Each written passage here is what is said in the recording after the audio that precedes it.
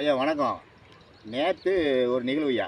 அதாவது தமிழக வெற்றிக் கழகம் அப்படிங்கிற ஒரு கழகத்தை விஜய் ஐயா ஆரம்பிச்சிருக்காங்க. அந்த கட்சியின் சார்பில் போட்டியிடுவதற்காக விருப்ப மனுக்களை கொடுத்தாங்க. கூட்டத்தை பார்த்தீங்கன்னா கிட்டத்தட்ட ஒரு 50,000க்கு மேலே குமிஞ்சிட்டான். கடைசியாக பார்த்தா அவங்களுக்கே என்ன செய்யணும்னு புரியல. கடைசியாக அவளே நீங்கள் வீட்டுக்கு போங்கன்னு சொல்லி ஆன்லைனில் இப்போ கொடுத்துட்டு இருக்காங்களாம்.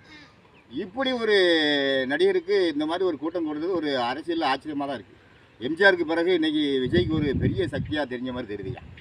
விருப்ப மனு வாங்குறதுக்கே இவ்வளோ கூட்டம்னா இந்த அரசியலில் ஜெயித்த பிறகு எவ்வளோ திட்டங்கள்லாம் வைக்க போகிறாருங்கிறது மக்கள் எதிர்பார்ப்பில் இருக்காங்க. புதிய தேர்தல் அறிக்கைகள் அவருக்குடைய அரசியல் பாங்கெல்லாம் எப்படி திராவிட சக்திகளை வீழ்த்துவார் அப்படிங்கிறத மக்கள் ரொம்ப எதிர்பார்த்துட்டு இருக்காங்க ஐயா. ஏன்னா ஒரு நடவடிக்கையிலே தெரியும், ஒரு எழுச்சி. அன்றைக்கி ரஷ்யாவில் ஒரு புரட்சி வந்துச்சுன்னா ஒரு லெனின் தலைமையில் ஒரு புரட்சி, சர்வாதிகாரத்தை எதிர்த்து.